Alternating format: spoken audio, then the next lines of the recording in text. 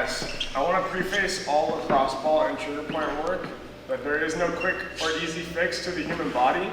So yes, if you're doing this right, it is extremely painful, but that means it's actually doing something. Let's just do this episode on lower body, because I feel like even a lot of the problems in the upper body are caused and come from the lower body. So we'll start here and hopefully make a second episode on the upper body.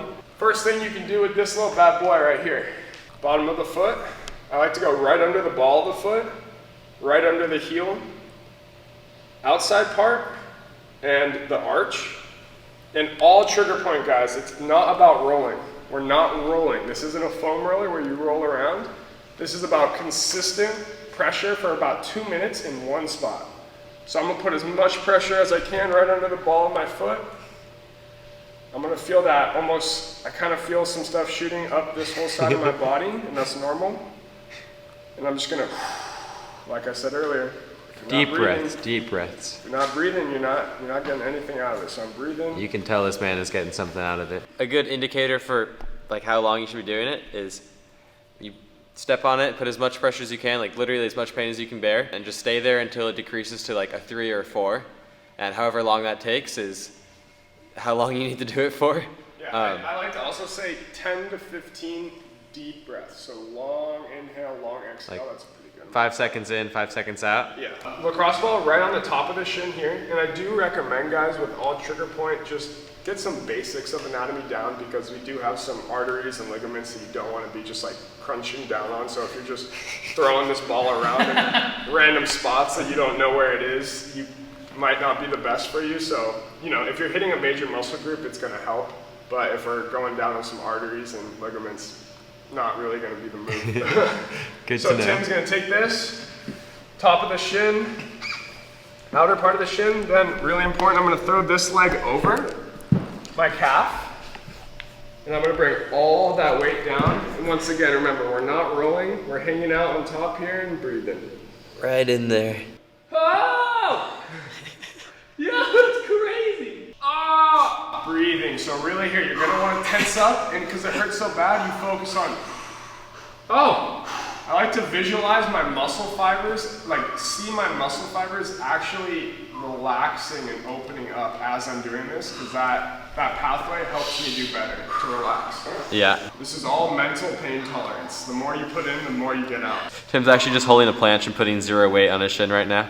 Am I on the right spot? It sounds like you're on the right. Yeah. I mean, it all just sucks. Do you feel any shooting down or up your leg? Oh yeah, like the top of my ankle. Perfect. Yeah, top of your ankle is a really common place to feel shooting from different spots in the leg. All right, so let's imagine Tim was on this for 2 minutes, and then around 15 breaths, and I'm gonna show him the next spot now. Sweet. Remember, both legs, you wanna keep things balanced. Boom, we all know the calf. You can go right here in the middle, trying to hit the soleus, or you can go on the outsides here. I like my main spot where I experience the most pain is the inside upper part of my calf. You feel that like when you're heel hooking and stuff, or? Dropping the ankle on slab, heel hooking, kind of everything, honestly, I can have issues here. So I'm gonna throw. It's almost behind your knee. It's almost behind your knee, but it's not quite there yet. It's right here. Throw that down. And so maybe this is really painful for you, but how we really want to get the pressure on top is by taking this leg, throwing it over the knee, and then dropping this knee down on top of it. So is your butt on the ground? My butt is fully on the ground. So this is very painful for me right now. Let's see how it is for Tim. Sometimes when we're really, really tight, it can take around 30 to 45 seconds of kind of breaking open that muscle, and then you're gonna experience like twice or 3 times the amount of pain. Because maybe you're just so tight that it doesn't want to release at all. It doesn't want to release. It's just a balled up knot. I just moved my left foot. Yeah. And I literally felt shooting pain through my knee. Try it again, just for the people that want to see. No, the people said they want to see you move it more. Oh!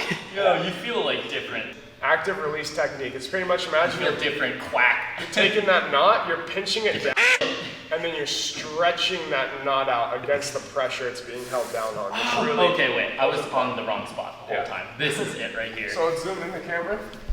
Don't be afraid to make micro adjustments, guys, to really find the spot. I was like too far left. There's a close-up of Tim's knee if anyone's interested. No, my knees are nasty. Wow. All right, so you got your quads, your adductors, your hamstrings, We're going for this muscle group that ties into your groin here. It's this one that Hiroshi Yep. destroyed with the quarter. And the most effective way I've been able to hit these is either sitting down and throwing the lacrosse ball in here, or you grab your yoga block, which is a great tool to have when you're releasing. Boom, yoga block. Oh God. Open up the hip. I like to start at the base because that's where the muscle inserts into the pelvis. Okay. So that's where a lot of the tightness is going to be built up. Yeah. So I'm throwing that ball right into my groin. Okay. And ooh. Yeah.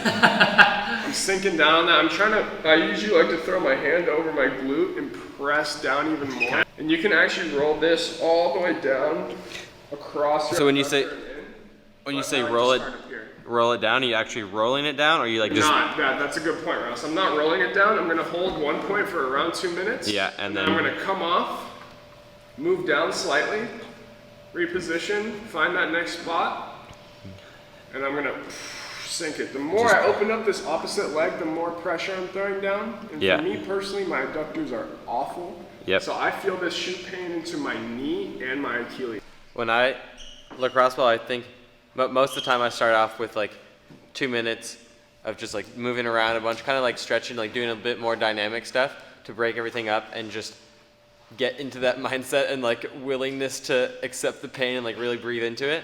Because it's super hard to just like hop straight on the lacrosse ball and like stay still for 2 minutes. So do a couple minutes of just general like loosening and little movements like Marco was saying, and then really find the most painful spot and dig in deep. Moving around is not bad, but it's not, so it's good to kind of break up the muscles and the cartilage and all the scar tissue, but you're really going to get the most out of decreasing those muscle knots and fascia knots by applying consistent pressure.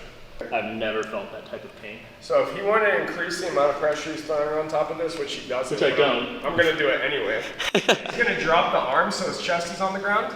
Oh God. Yep, drop. Let's get a side view of this. And he would throw his hand over here and gently press down. Gently. Oh God! Yo, what the? As counterintuitive as this sounds, it almost makes it easier when you like breathe and go a bit deeper and sink into it more. You get past that like initial threshold of where like your muscle doesn't want to release. This one's pretty simple. We're gonna go for the quads. Oh God. Got your big quad right here. So the adductor's kind of running on the side here, but I'm going for the major quad muscles that run up here. I'm gonna go down This I have done. on top of it. And then to really increase that intensity, nice and simple, I'm gonna grab. Don't do it. No way. Oh God. I'm gonna grab the top of my foot and get that active release technique going. We're gonna move straight into the hips. This one, a little bit more complicated because the hip complex ties into the glute, Okay. and that gets straight up nasty. So how I like to locate my major TFL hip muscle is you find your hip bone, so that hard bone at the top of the pelvis right there, you can Yeah. kind of tap on it. The muscle literally runs straight down from there. So I'm gonna put the ball right on that major muscle, that TFL. Chest on the ground, so you're gonna wanna be here. Don't do that, that's cheating yourself. Chest on the ground. Pretty much you're thinking, how do I get the most weight on top of my hips so that I can get the most out of this release experience? For this one, there's so many different spots. I probably don't spend 2 minutes on each spot, but initially I'll spend like 30 seconds in like 5 to 8 different spots all around there. And then once I run through those, I'll have a good idea of what's hurting the most, and then spend like a minute or 2 on the most painful spots. My lower back was like pretty tight, and then my knees were pretty tight. So this is like, I think generally if you feel like back tension and like knee tension, it's probably all related.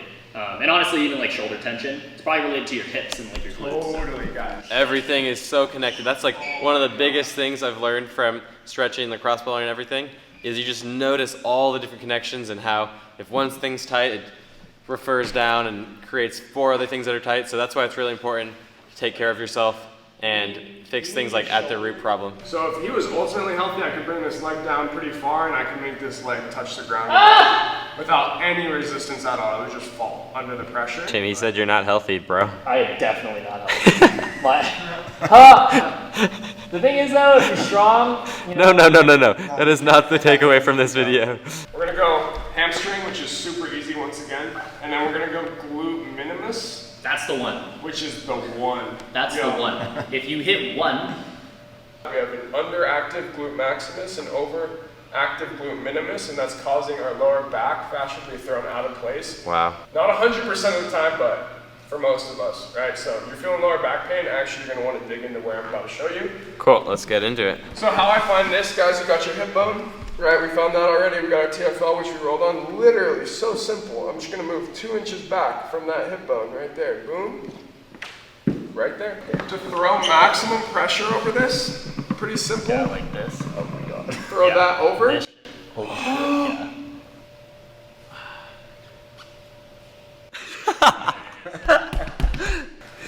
You got it, Tim. Oh my god! You're gonna have to lift that for me, wait. Go slow, go slow. I hope you guys are enjoying this as much as me, as Nate and I, because this is fun. This is like a spectator sport. Okay, last one. Easy, simple. Hamstrings, Yep. everybody knows. Big old hamstrings. Like literally inside the bottom of your butt cheek. This is where you're gonna just, I could say everybody in this room is going to frickin' die if they do this. It hurts so bad. So you could use a table, any flat, hard surface that you can sit on. I'm gonna throw that lacrosse ball, like I said, right under the lower part of my butt cheek. What if I don't have a butt cheek? You're gonna try to And align, cut. align the body over it. So align the body over it. So all the weight's coming over my chest, and then if you can, I can barely do this. I'm gonna try to straighten out my leg. So This that's is about super hard. as much as I can straighten my leg at this point. Ah! Did you see that? Did you see my body shift because my stupid hamstring is just locked? All right, we're gonna end on that one, but hopefully you guys learned some stuff, and hopefully you guys actually go out and try some of this stuff. I have 3 final notes. 3 final notes. Wow. 1, there's no quick and easy fix to the human body. 2, look up some basic anatomy before you trigger point. Very, very basic. Doesn't have What to would be you crazy. recommend for that? Literally Google search the muscles you're about to release. Okay. Calf anatomy, shin anatomy, whatever. 3, shout out Hiroshi. He's Hiroshi. the man who put us all on to all this trigger point stuff, and he's a legend from San Diego. Who's Yes. We'll tag very him. good. We'll put a link to him in the description below. I have one piece of advice for someone who has dabbled in this stuff but doesn't really do it. It's something that I want to try doing, and I'm going to buy a lacrosse ball. Make it really easy to win in this type of thing. Like really make it easy. Start simple. Start slow. Don't scare yourself out of it, and that goes for any exercise or like any habit you're trying to build that's good for you. Totally. Just make it really simple to win. Just tell yourself like, okay, you know, every training session, if every day is too hard for you, like every training session, I'm just gonna pick 3 of the things that Marco told me to do. I'm gonna try to do it. So make it easy to win. Consistency is king, guys. Be consistent. Great results will come. Don't just do it. You have to do. You have to do.